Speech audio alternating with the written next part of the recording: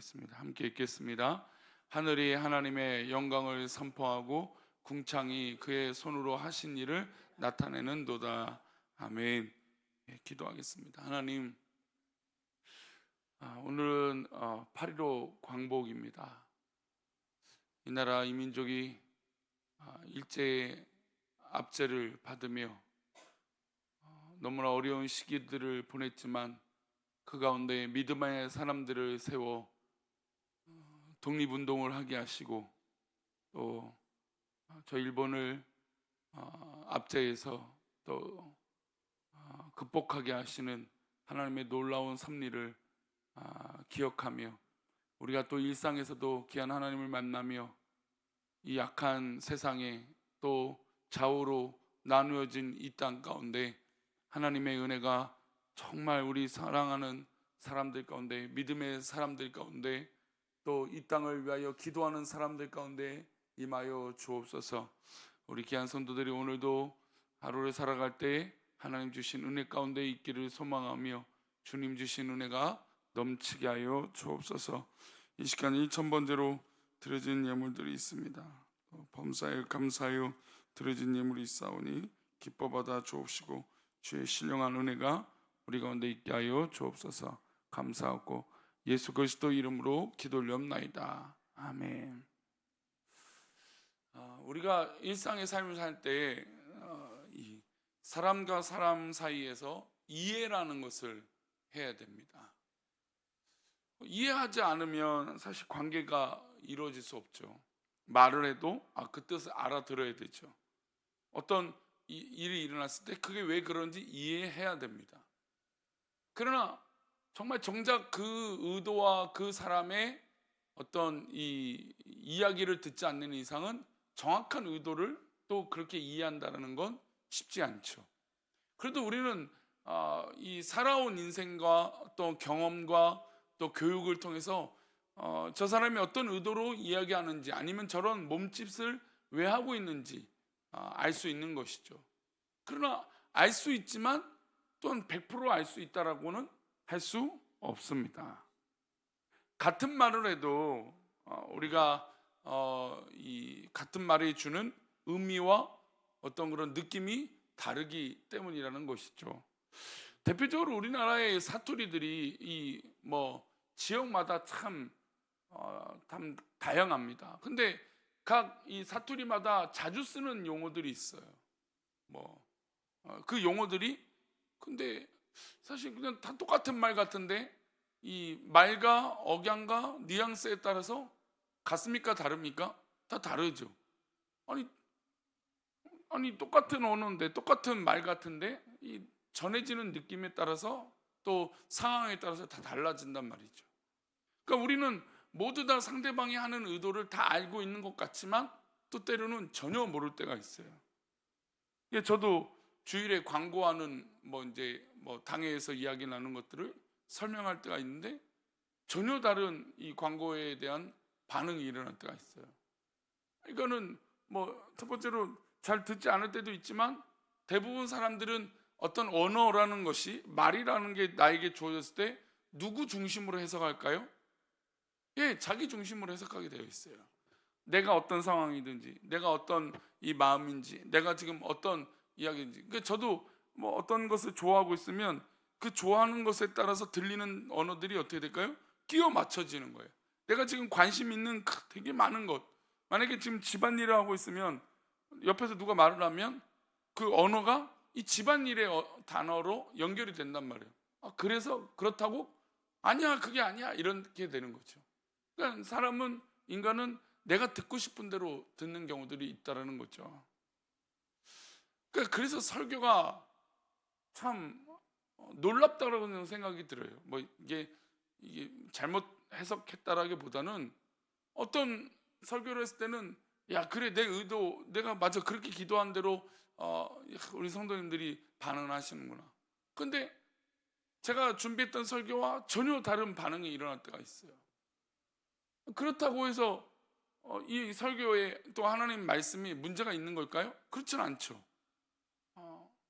물론 잘못된 해석으로 아예 잘못된 결말을 낸다면야 문제가 있는 거지만 하나님 말씀을 받는 성도들의 그 입장을 제가 다 할 수 있는 게 아니에요. 그게 이제 대표적으로 국문학 중엔 뭘까요? 시죠, 시. 시를 읽으면 분명히 저자가 적어놓은 이 의도가 있어요. 또 상상력이 있겠죠? 근데 이 국문학을 해석하는 어떤 그런 책들을 보면 내가 그렇게 의도했나? 근데 그렇게 생각하는 이 시인들이 있다라는 거죠. 그러니까 왜냐하면 내가 그런 의도로 한 것 같진 않은데 이 되게 많은 이 해석가 또 이 뭐 평론이나 또 받아들이는 사람 따라 그 이 느낌이 다 다르다는 것이죠. 지금 왜 이런 이야기를 드리냐면 우리가 하나님의 뜻을 이해한다라고 하지만 또 이해하려고 노력을 하고 있지만 또 때로는 100% 이해할 수 있습니까? 이해할 수 없죠.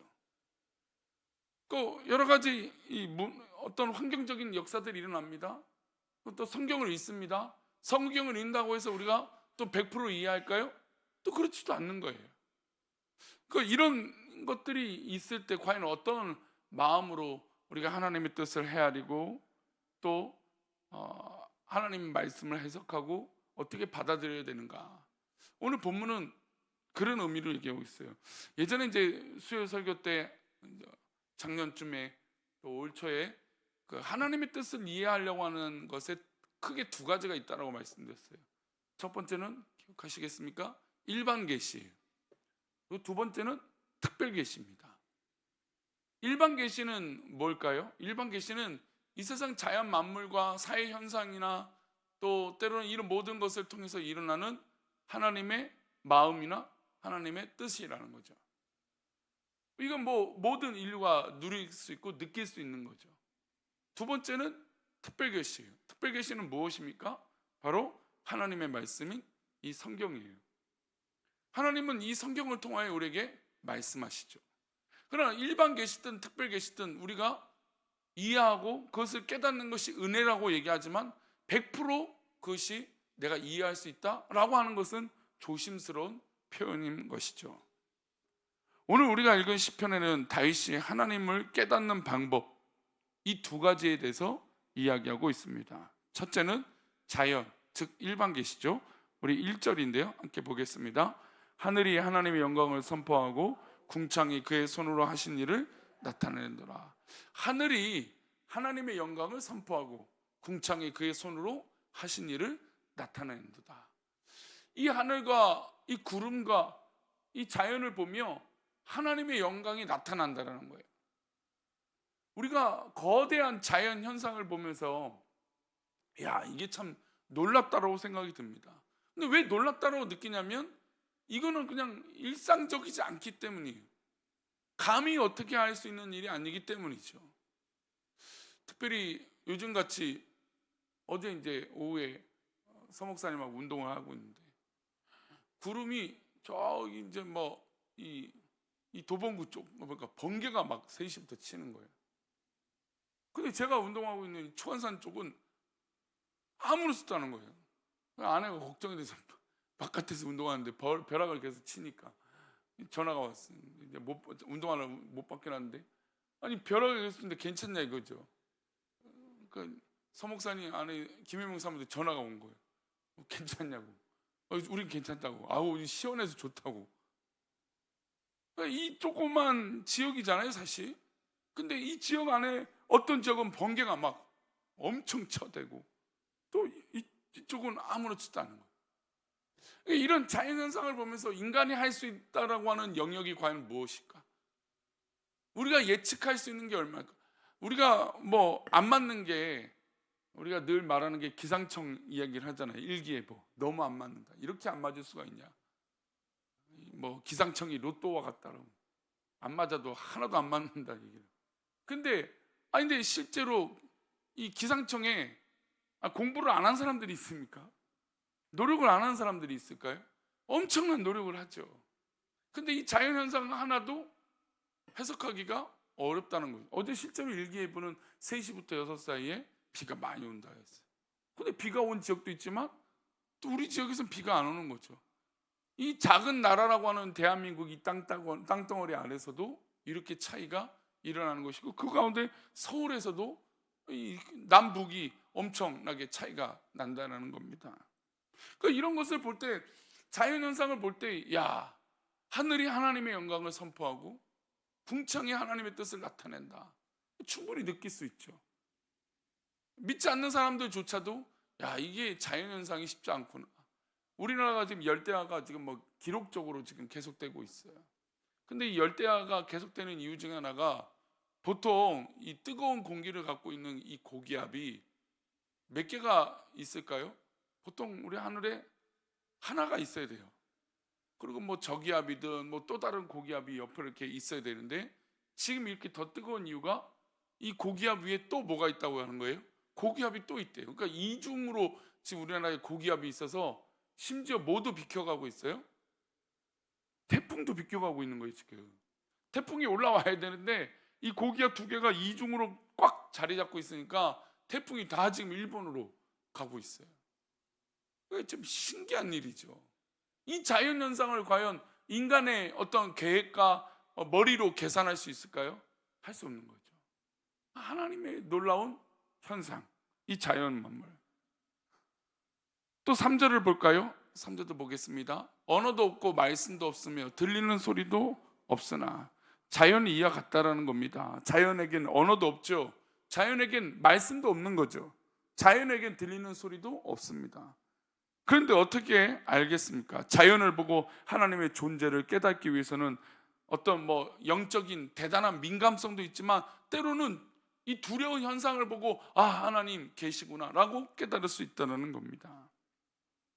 심지어 우리의 건강의 일들을 통해서도 하나님의 계심을 깨닫지 않습니까? 이 현상을 통해서 역사하고 계신다는 거죠. 예수님께서도 설교하실 때 자연 만물을 빗대서 말씀하신 적이 있어요. 들에 핀 백합화를 보라, 공중에 나는 새를 보라. 수고도 아니하고 길산도 아니하는데 하나님이 저렇게 먹이시고 입히시거늘 하물며 너희일까 보냐. 그러니까 하나님은, 예수님도 역시 이 자연 만물을 통해서 저 새나 저 들에 피는 꽃이나 모든 것들이 저렇게 자라는 것을 봐라. 우리도 그렇게 하나님의 사랑으로 살게 하시지 않겠냐라고 하는 이야기를 하고 계시는 것이죠. 자연 만물을 통하여 하나님의 존재를 찬양하는 것이에요. 우리가 자연 만물을 보며 참 아름다워라 주님의 세계는, 이렇게 찬양할 수 있는 건 놀라운 자연 만물을 통하여 하나님의 현상을 깨닫기 때문이에요. 그러니까 놀랍다 이거죠. 우리가 자동차를 타고 서울 근교만 나가도 놀랍지 않습니까? 어떻게 이렇게 푸르고 이렇게 멋진 자연 속에 있는가. 우리가 해외 나가면 놀랍다, 자연 만물 놀랍다 하지만, 또한 우리나라에서도 자연 만물을 보면 어떻습니까?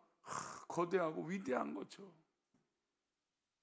우리도 살아가면서 하나님의 향기를 드러나고 하나님의 모습을 이 세상 만물 가운데, 자연 현상 가운데 깨닫고, 그리고 그 하나님을 찬양하는 우리의 입술이 되기를 축원합니다.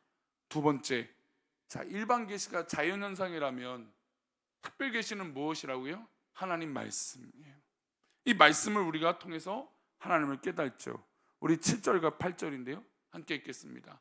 여호와의 율법은 완전하여 영혼을 소송시키며 여호와의 증거는 확실하여 우둔한 자를 지혜롭게 하며 여호와의 교훈은 정직하여 마음을 기쁘게 하고 여호와의 계명은 순결하여 눈을 밝게 하시도다. 하나님의 말씀은 완전한 거예요. 하나님의 말씀은 영혼을 소생시키고, 하나님의 말씀은 확실해서 우리의 이 헷갈리는 이 영혼과 마음을 지혜롭게 하신다는 거죠. 그리고 하나님의 말씀은 정직하다는 거예요. 그리고 우리의 마음을 하나님 말씀을 통하여 기쁘게 하신다는 거죠. 그리고 하나님의 말씀은 순결하여 우리의 눈을 밝게 해 주신다는 겁니다.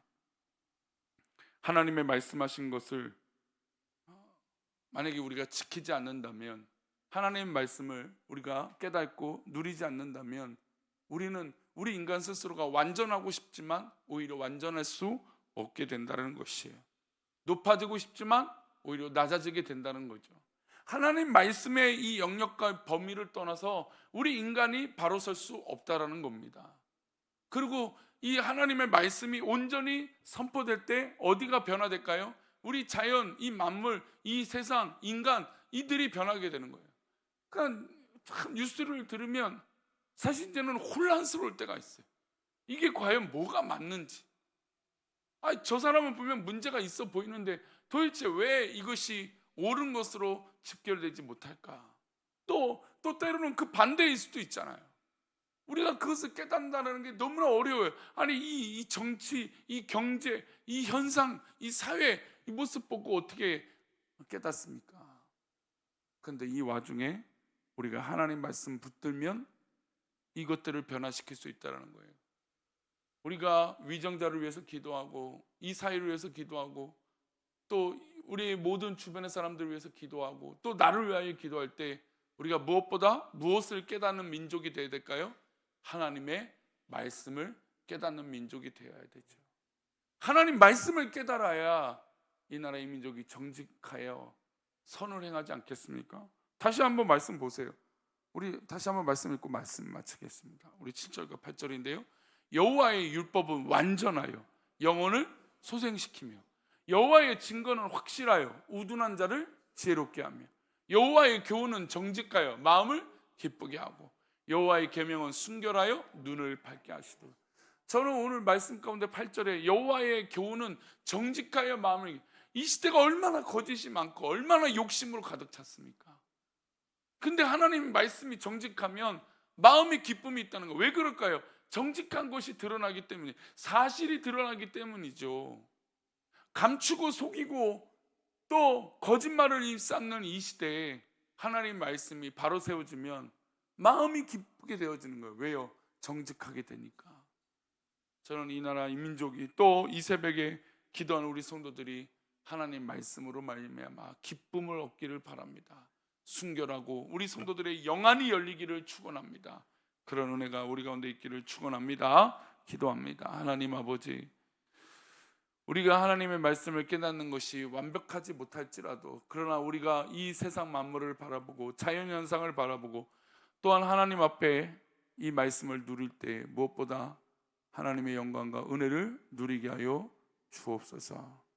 하나님 말씀을 깨닫고 하나님 말씀을 의지하게 하여 주옵소서.